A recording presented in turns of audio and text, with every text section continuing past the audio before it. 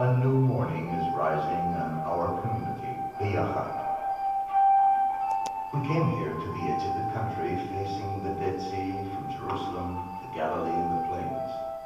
We abandoned families, friends, and work to come to the place where we can purify ourselves and properly prepare for the final war.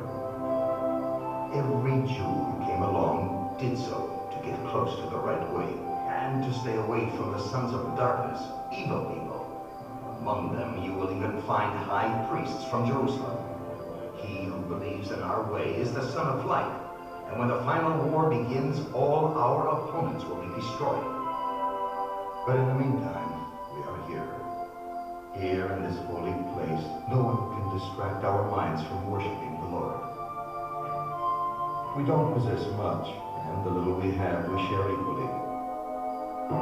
The good Lord, He supplies us with all our needs, even in this barren desert. This morning, while working in the date grove, a neighbor from Enot Kaner, 5-hour walk from here, passed by. He told us of the bitter end of one John the Baptist, whose head was severed by King Herod. Suddenly, I remembered we too had one by the name of John.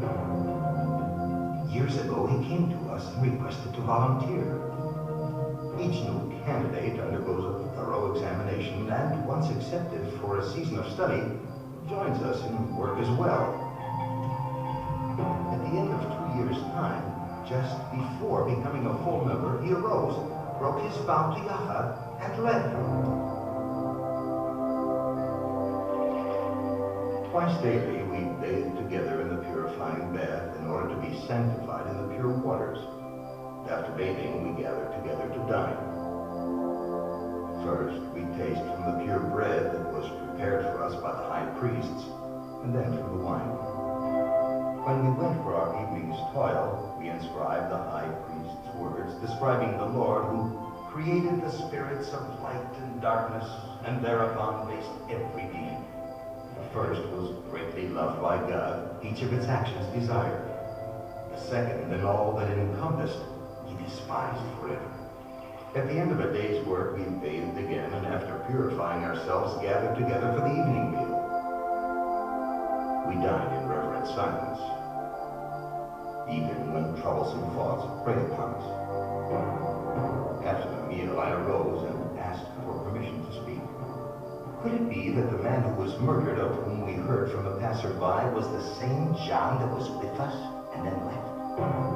It is not the same man, replied the high priest. And in truth, we would be better employed in the studies of the Holy Scriptures rather than wasting our time in the idle talk that spoils the spirit of Yahweh. The wrath that ensued was so great that a remark was noted in the book in my disfavor. After having been punished, things calmed, and we resumed our studies as we do every night until a third of the night is past. But of these things I am not permitted to tell you. We may not reveal our secrets to anyone. Only we, the sons of light, are allowed to share the secrets of Yahweh. This alone may be revealed. All is predestined. There is no free will. Even before the time of creation, it was inscribed that you, somewhere in the future, would hear and see these words. It is God's wondrous plan that brought you today to this pure and sacred place. And God willing, perhaps the secrets may be revealed unto you.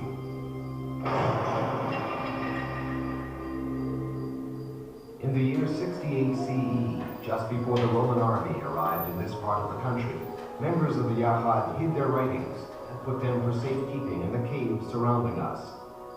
Only 1900 years later was the treasure accidentally found inside vessels like those you see before you.